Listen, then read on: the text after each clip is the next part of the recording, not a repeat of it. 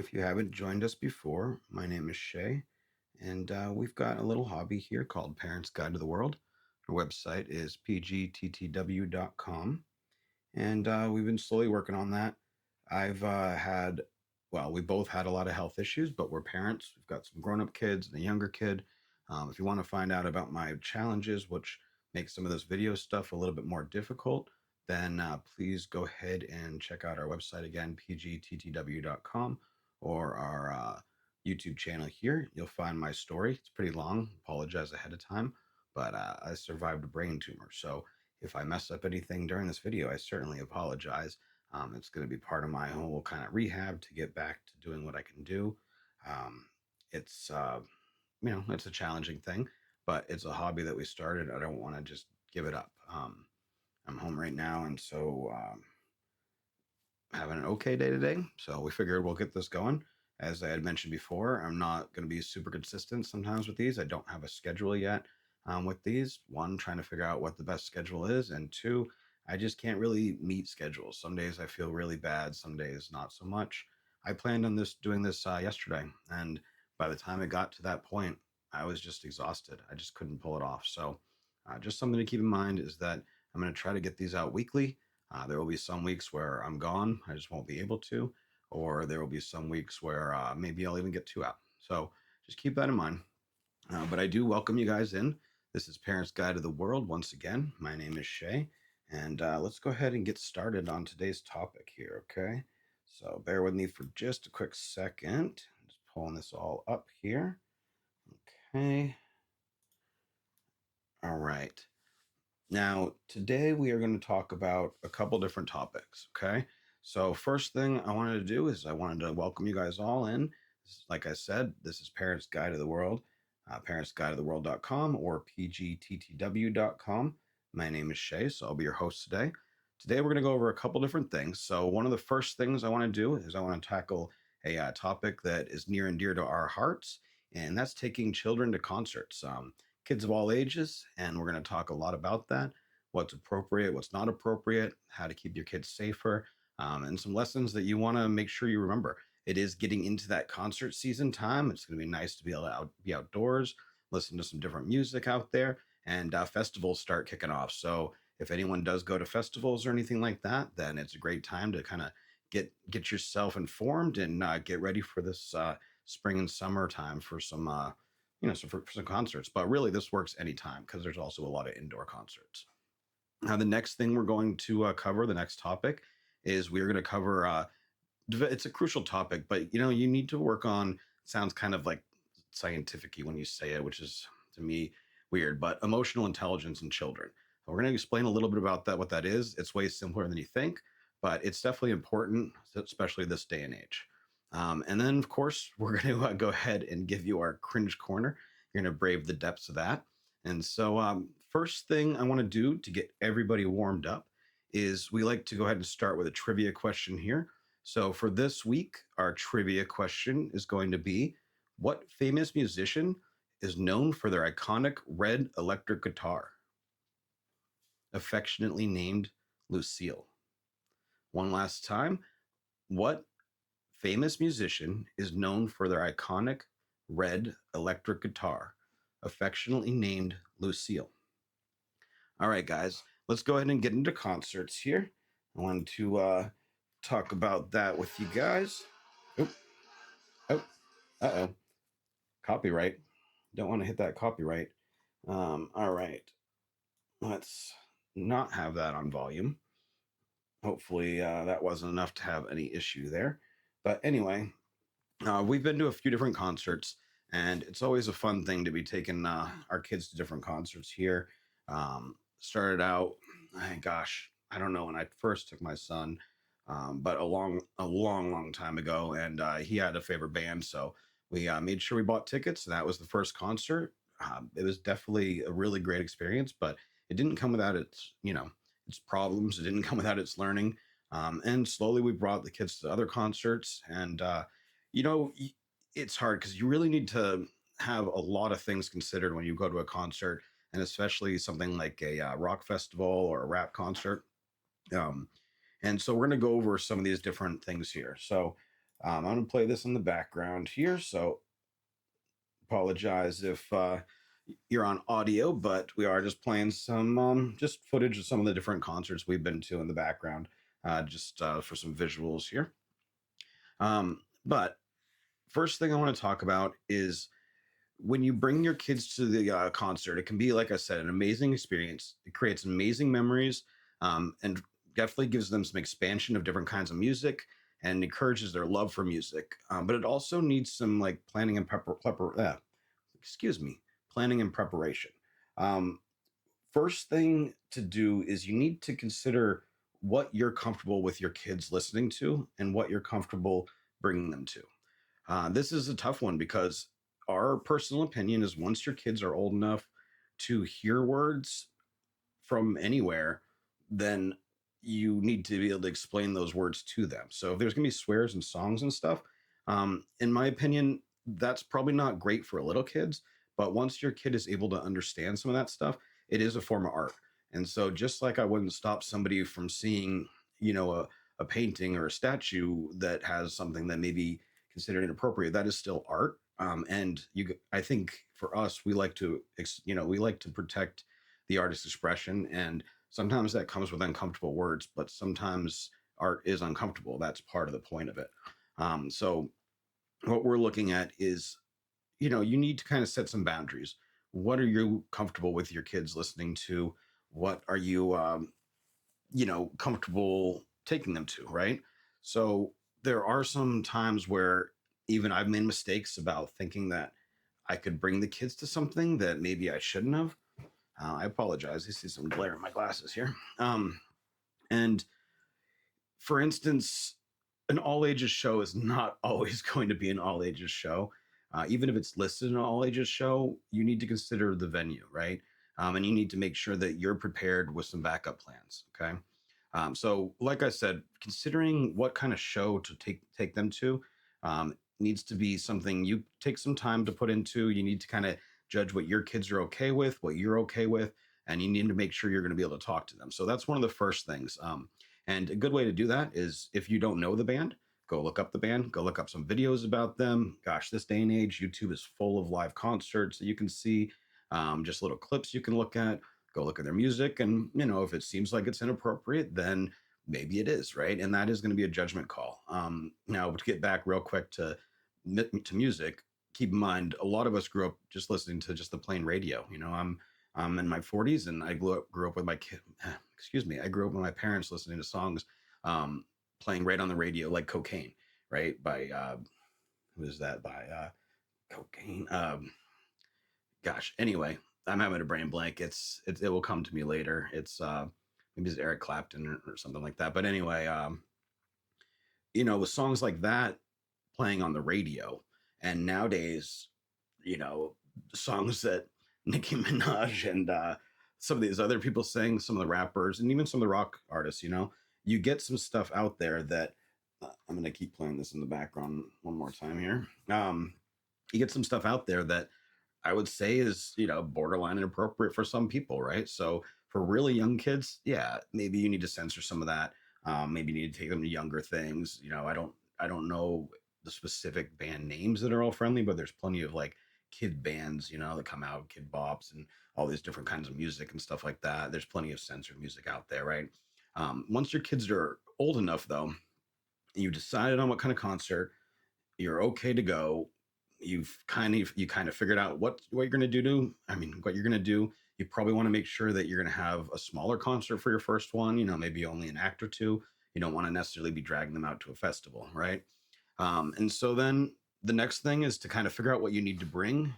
Now every concert is going to have some different rules, right? So you're going to need to look up the venue and do some research. Not just you're going to have to worry about making sure you have parking and getting there. Some of them will let you in. Some of them will let you in early at a certain time. Some will let you in and then not let you out, right? Some of them you can go in and out. Some of them are going to have a bunch of different opening acts and stuff like that. So what you think might be a 1 hour, 2 hour concert could be a 5 hour concert by the time they add in 3 or 4 acts.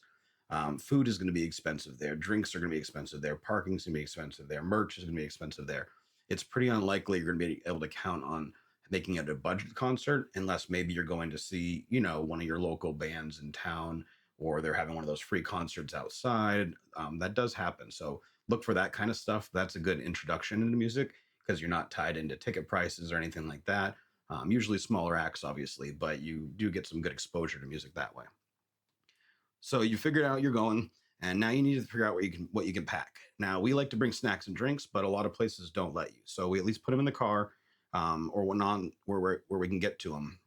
Now most places will at least let you bring a water bottle, and that's essential, right? Because they'll have some place you can fill it up, or maybe they'll charge you. I have been somewhere where like they let you bring in a water bottle, but if you didn't have one, they would sell you one that's unlimited refills. But if you didn't buy one, you had to pay for your refills. It was very kind of weird. But anyway, they do have a lot of stuff like that. Most of the time, they don't let food and snacks in. Every once in a while, they will.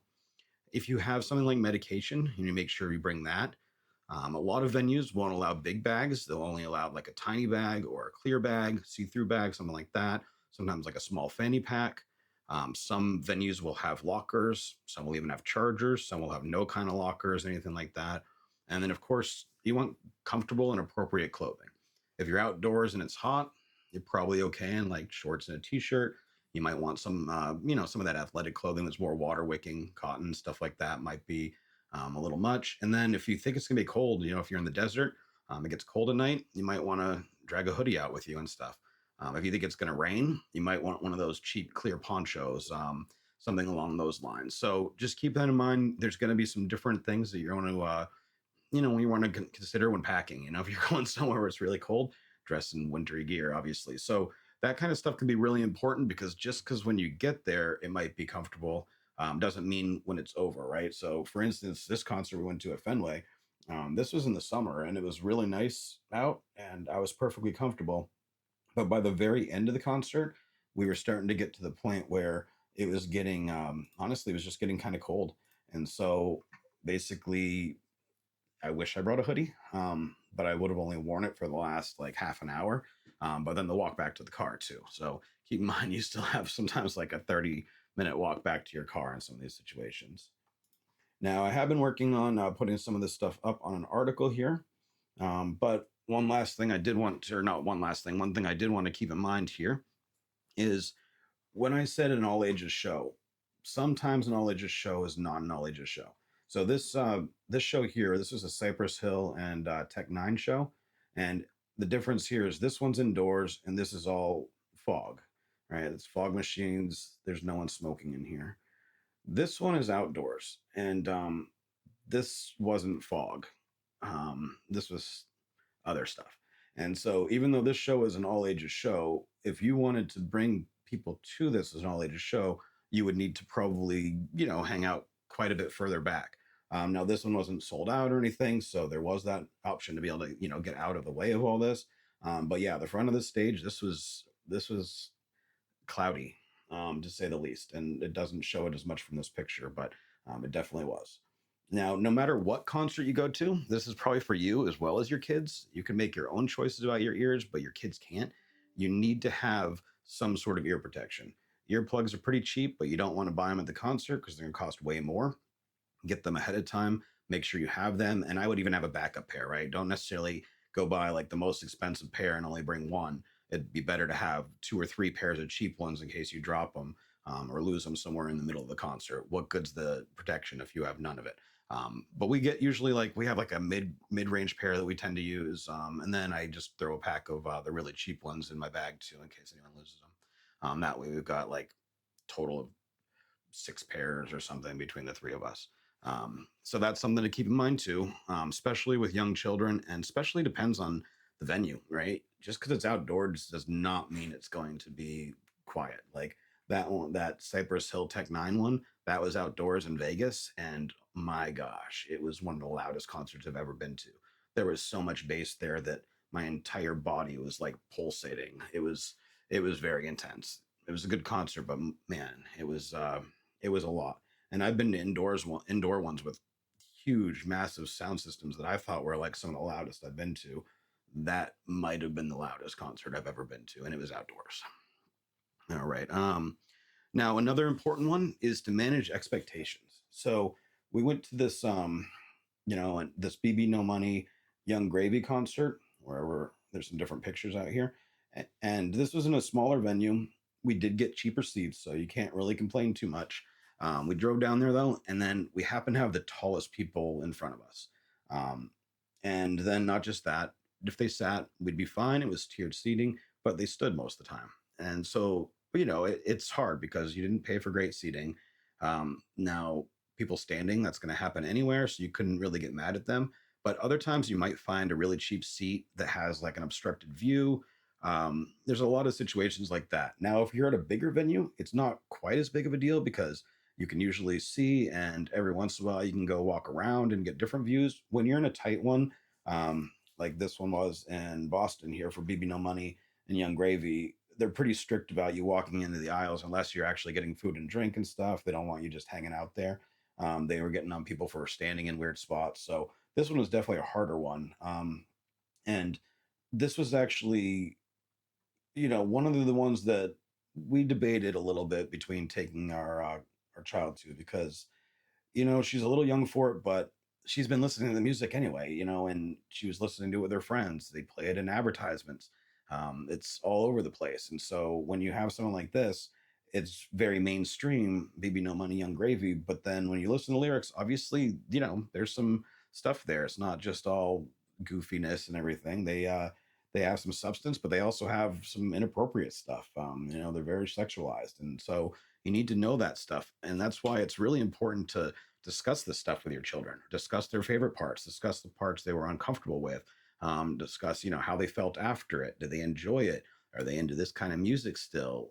If there are swears, especially in rap or even some of the rock stuff, talk to them about that. Don't just leave it out there and ignore it because um, you don't know what they're going to think of it, right? And, you know, sometimes some of these bands are very extreme about the way they act or the way their lyrics are and stuff, right? So then you have some that are kind of chill and seem pretty chill, but then when you listen to the lyrics, then sometimes you get, wow, these guys are pretty deep about what their messages are.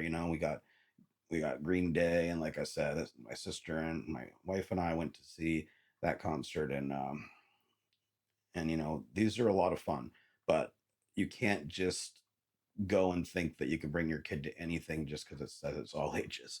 And then some of the other things are just safety. So you want to make sure one of the first things you do when you get there is figure out an emergency point that looks like it's a good spot. Usually there's going to be one where kids can go if they're lost. So usually you want to make sure it's like that main office central area that if anyone gets lost, no matter what, you go back there. You want to make sure you establish where the closest bathroom is so that if anyone is getting lost, we know where that is, in case anyone needs to wait out there and you don't run to the emergency spot, and leave somebody behind. You also want to make sure that you're aware of the kind of music that's playing as well as the kind of crowds around you. It's hard to have to sit there and be vigilant of everybody around you. But if you see a mosh pit forming, you can't have your kid near that. And if you do, you know, that's going to be pretty dangerous if anyone gets in there. Now, I'm not going to say that hard rock people are bad people because honestly, if you're going to have somebody if you were going to have your kid need to run to somebody, sometimes it might be almost better to have them run to somebody who, is hard rock like that, bikers, stuff like that. They're not usually the ones who are the super creepy ones you need to look out for, but that doesn't mean you want them running anywhere near their mosh pit. Some of these mosh pits are very violent. Kids get hurt all the time. Even if your kid wants to say that he's going to go in a mosh pit, you don't want to let them anywhere near there. Once they're 18, I still wouldn't recommend it. You can do what you want at that point. It's hard for a parent to stop a kid at 18, and you might encourage them if you tell them not to. But if they're under 18, keep them away from the mosh pit and protect them. That's your job as a parent. You might end up getting hurt accidentally doing it, but that's better than your kid getting hurt, right?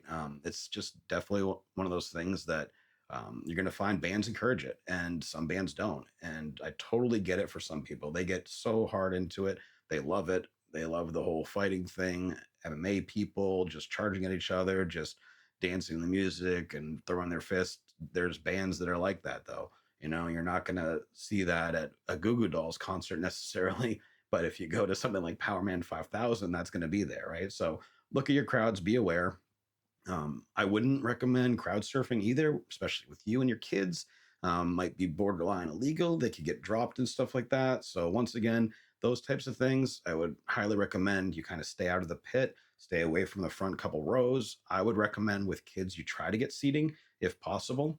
Sometimes you're going to be out on a lawn, so you might not have a choice. So at that point, hang back a little bit, find out where the edge of that crowd is, and stay away from the people who look like they're going to cause trouble. If you see other families, try to stick together with your other families and your kids and stuff. That way, you kind of create a group that is more cohesive to everyone involved. You get more like-minded people, and you're less likely to have a bunch of people moshing around a bunch of kids because they're not going to want to mosh around kids too. The last thing they want to do is hurt somebody, other than somebody else moshing. All right, so let me just double check, make sure I didn't miss anything here, because I've always thought the whole concert thing was a pretty fun thing. And like I said, we do have our quick article here. Rock on, our family's fun to taking kids to concerts. That's right on our website for parentsguideoftheworld.com. And just put some pictures of some different concerts we've been to. There's Smashing Pumpkins, Green Day, Rancid, Tech Nine. Goodness, we saw a bunch of different ones. BB No Money, Young Gravy.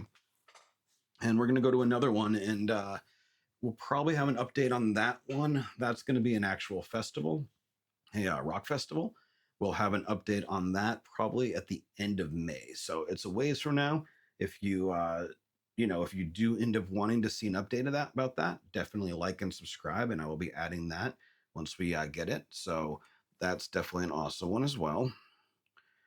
All right, now let's go ahead and give you guys the answer to the trivia question real quick. Let's see. So, all right. So the trivia question, once again, was this musician is known for his iconic red electric guitar, Lucille. All right. Once again, this musician is known for his iconic red electric guitar, Lucille. Who is it? It's BB King. All right. So that was our trivia question for this week. So if you got that in the comments and everything, awesome. If you didn't, well, it's all right. Now you know a different useless fact, and that is something that I always encourage. Okay. We're going to switch topics here. So our second topic today will be about raising emotionally intelligent children. Our family's guide to building emotional intelligence here, EQ. All right. So with this segment, sorry, let's see here. So with this segment, we are going to go ahead and talk about some vital parenting skills. Emotional intelligence, or building emotional intelligence, or EQ in children, as it's called, is definitely an important thing. It sounds like I don't like the phrasing for it, to be honest. It's basically just making sure you raise well-rounded kids that are self-aware, self-regulate, which is a big part of it because kids don't very well, have motivation, empathy, and social skills. Now, I'm not going to lie to you. After having my brain tumor, some of this stuff is hard for me as well. I have a very much a lack of self-awareness, kind of like I did when I was a child. Now that I've had this tumor removed, and I have some trouble with self-regulation, motivation, and some of my other stuff like social skills. Empathy, I'm pretty good at.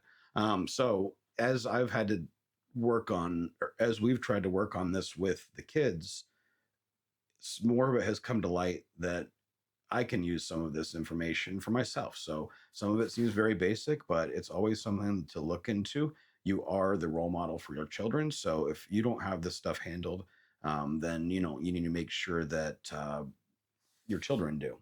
So with this one, well, no, sorry, you need to make sure you got a hand. Brain's blanking here.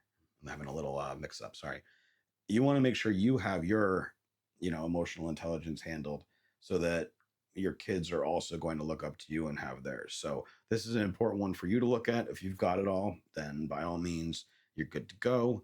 And these are just our opinions and some helpful hints on how to make this slightly easier for you, and just some things we found that worked with our kids. These aren't things that are always going to work with every kid, but if you've tried everything, it's worth a try for these.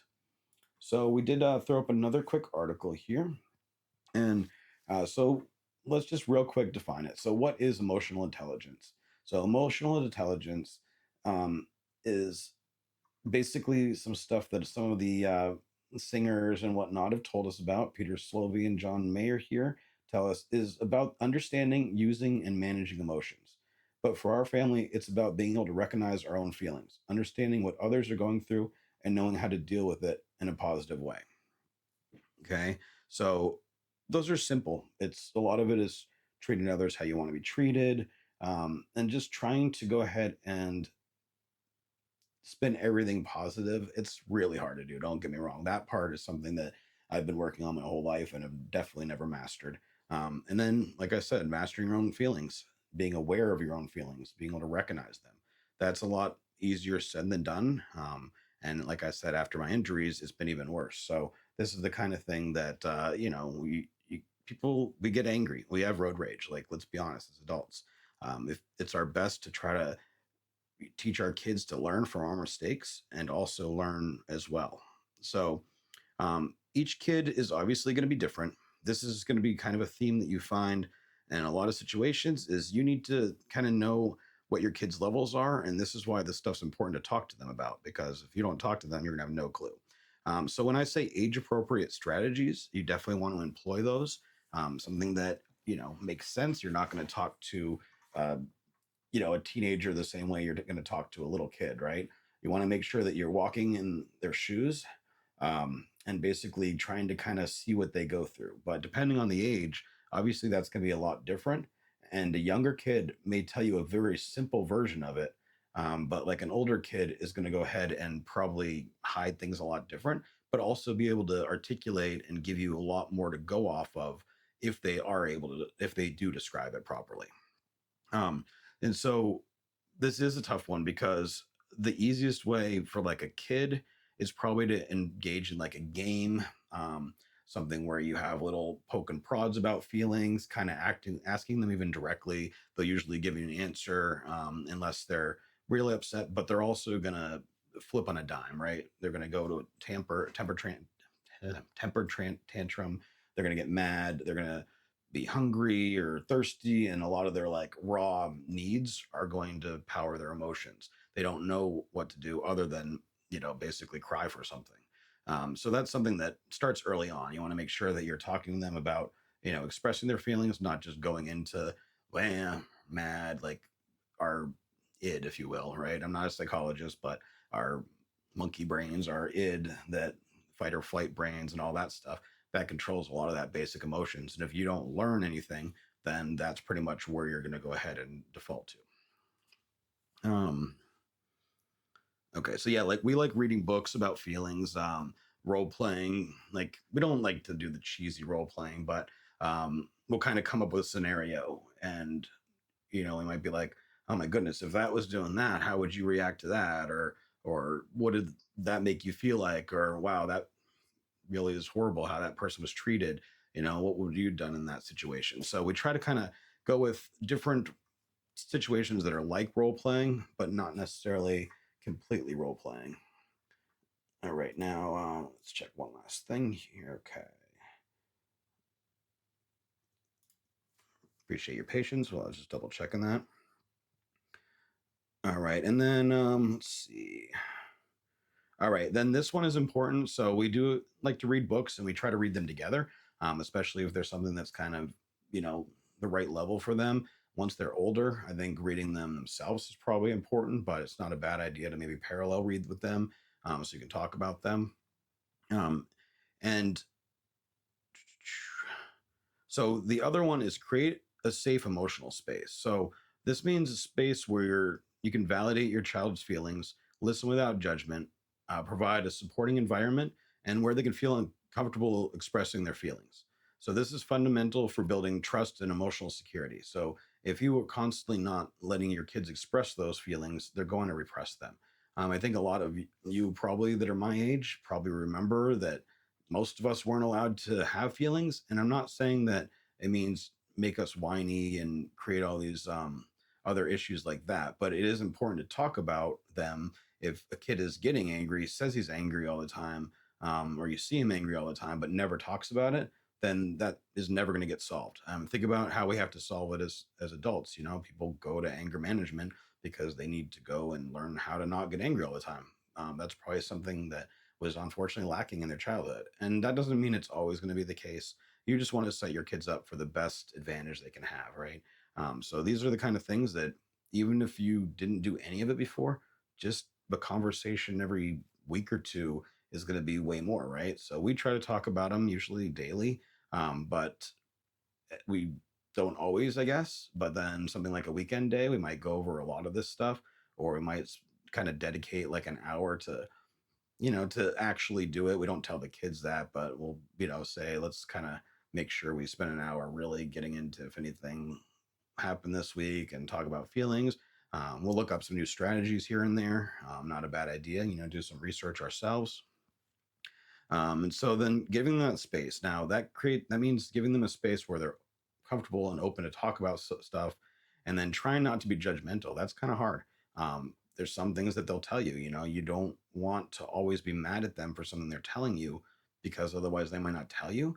But you also need to make sure you understand it, and you need to make sure that you are setting some limits, right? They can't be like, "Oh, I was out doing this or that, and I hate myself and hate everyone around me and blah blah blah," and then you just ignore it. Like, that's not going to work for you. So make sure you're discussing this stuff with them, and if you're also getting mad at them or punishing them for it, then they won't want to tell you about it anymore, right? So they're going to start hiding their feelings and everything.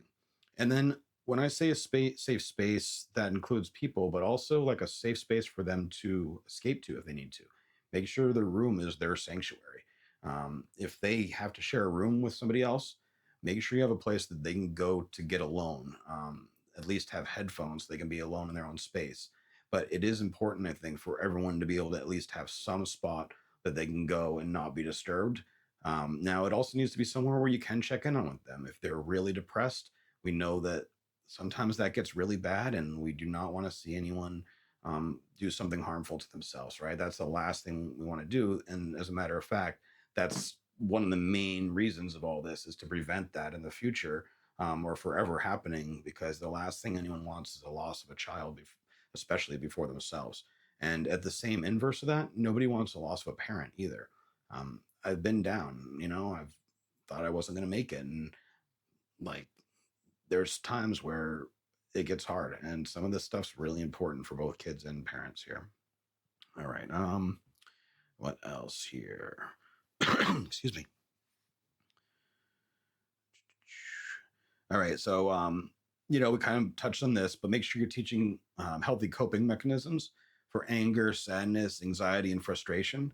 A lot of these are easier said than done. It's best to kind of research them and try them. For instance, for anger or anxiety, breathing exercises can work pretty well, but I'm not going to pretend to think that sadness is great for breathing exercises. I think, sadness is one of those ones that you either kind of need to handle a lot of the time on your own and then talk about it after, right? So you get through your sadness, or it's the kind of thing that, and this depends on each person, everyone's gonna be different. Um, or depending on the sadness, you may want someone around or to hug, or even just to be next to you but not say anything. There's so many different levels of these different emotions. You kind of need to find what works for you and what works for your kids. Just because something works for you, also keep in mind it's not going to work for your kids. Going and screaming into a pillow for a lot of people, cool, perfectly fine, easy way to handle anxiety, frustration, anger, a lot of that stuff all at once, even the anger that would come with the sadness. But that doesn't mean that's what you want your kid always doing, or that's going to work for your kid. Maybe breathing exercises work for them instead. So keep that in mind, that you want to approach this a few different ways. And then, of course, have your child, or help your child to understand their feelings. Discuss it with your children. Like I said, emotions in movies and stories. Encourage their perspectives. Now, obviously, with animated stuff, you get a little bit of mixed reality because their eyes are so big. But because of that, it tends to express emotion in a much more friendly, approachable way, I guess, right? So it is harsh a lot of the ways that that Disney makes some of these movies, but also they are a good way to talk about some of the stuff with your kids without actually getting them into real world, actual graphic um, people having these issues. So it's a weird thing to think about, but talk about the sadness that comes with the loss of Nemo's mom there. Um, it's going to be better than having the same thing happen in a real life movie and then having them transition that way. Now, also don't let them think that all that is okay either. Like, loss is important. If you notice that your child is all of a sudden not taking loss seriously, that's something that you need to address a little bit differently, right? So, we all think, oh, yeah, every Disney character's parents die. We kind of take it for granted as parents, but if when you were a kid, that was probably pretty traumatic to you. If nobody ever addressed it with you, I think it would have kind of stuck with you. Like, even when I wasn't even a kid, and Lion King came out, and man, that one's a tough one. Mufasa, man. Um, all right, so I think that's kind of it. Like I said, we've got that article right on pgttw.com about building emotional intelligence. It's a lot of the same stuff we just went over, but that will be up there, and we may change some of that stuff around. We just kind of put that up there. And so the last topic we're going to go into is essentially the same one we did last week, and we're going to try to throw these into each of our podcasts here. And after finishing up emotional intelligence, we're going to go ahead and go to, uh, oh, sorry, we're going to go ahead and start with our cringe corner. Now, cringe corner last week, we did our dad jokes, and we also talked about our cracking the code, a parent's ultimate guide to Gen Z slang.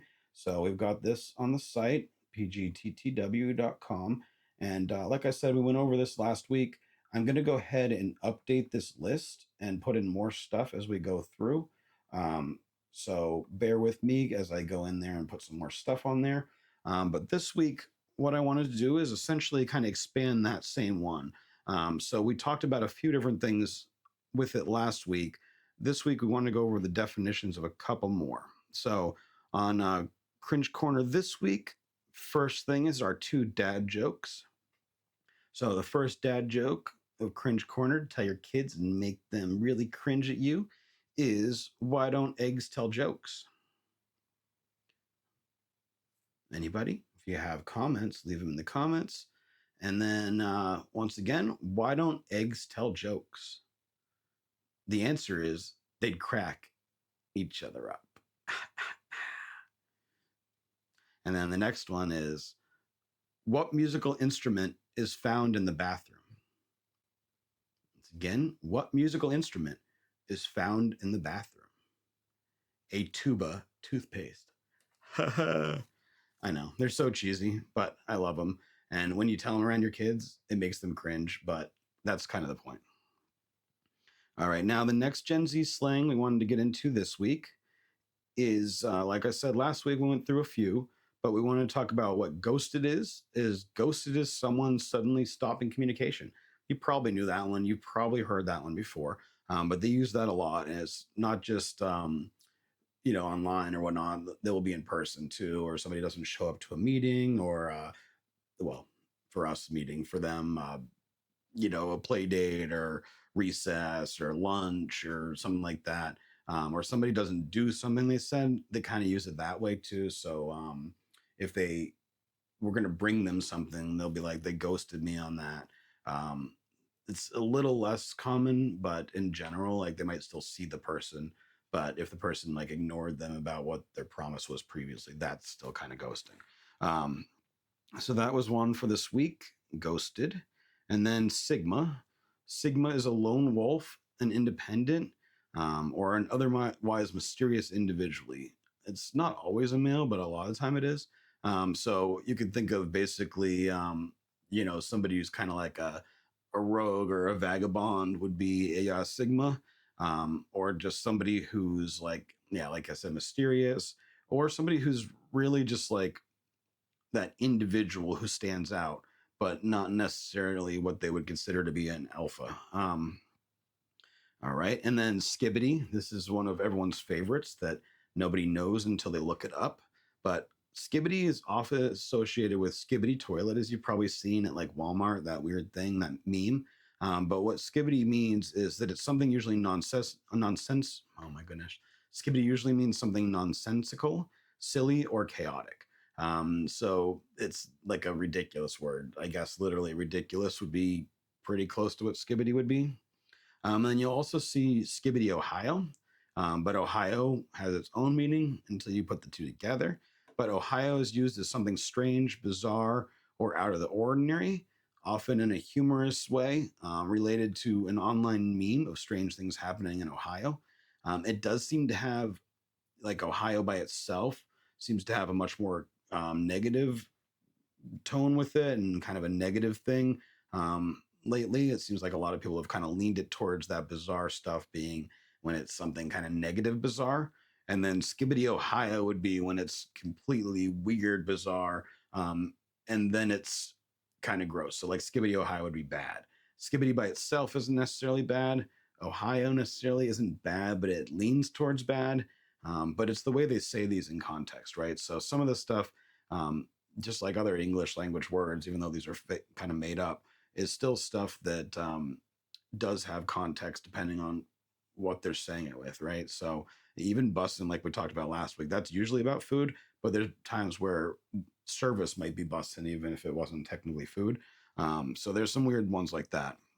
The next one is unlike sigma, alpha, and alpha is a dominant or assertive individual, often used to describe a leader or someone with a strong personality. So your typical football quarterback would probably be an alpha when we were kids and stuff like that, or the class president might be just basically the one who stands out in front of everyone else, or acts like a leader. Sometimes it can be somebody who you might not even think, and then they're put in that leadership role, and they become at least the alpha of that era, right? So just because somebody's an alpha one day doesn't mean they always are, and just because somebody is not an alpha doesn't mean that they won't categorize them as that was alpha, right? So it could even be, it's not just always a person, it could be kind of like an action or an individual thing that somebody did that day made them an alpha for that day, and then by the next day they're not again, because these kids are all over the place. Bet, they say that it's an affirmation, agreement, or challenge. So if somebody's like, I'm going to do this, they'll be like, bet. And that's basically like them calling somebody's bluff, essentially, is essentially what that is, right? So that actually kind of makes sense for people who are probably poker players. It probably came from that. And then I want you guys to remember that making this stuff cringy is one of the best ways to make your kids not like it, make it uncool. If you use it all the time, and then also you're going to understand it better. So they're not going to be able to use this language around you without you knowing what they're saying. Because if they're sitting there like, oh, bet, give me Ohio, Sigma, whatever, like, you don't understand them. Trust me, it's crazy. And like, even now, I tell you this stuff and I still have to think about it, because they change it all the time. Okay, so then let's see. So one of our sentences this week was, that Skibbity concert was so alpha, but then my friend ghosted me. Bet you didn't see that coming. And then if the other guy was like, bet I totally saw that coming, right? So it'd be a bunch of weird things like that. But anyway, that wraps up this week's segment. So first we went through appropriate places and ways to bring your children to concerts, right? So your children to concerts. Um, right? We're going to go to a rock one here pretty soon, but that was definitely awesome. I got some good tips in there for you guys there, as well as that article on pgttw.com. And then we went into raising emotionally intelligent children, our family's guide to building EQ. And then went back into our Gen Z slang and our cringe corner. So I do thank you guys for joining us. This is going to be something, like I said, I survived a tumor, so this is tough for me to do. I don't have any way to sit and edit this stuff without taking forever. So that's why I'm trying to do this all live.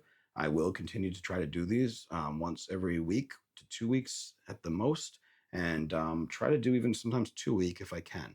They're only going to get better from here. So I do appreciate it if you please like and subscribe.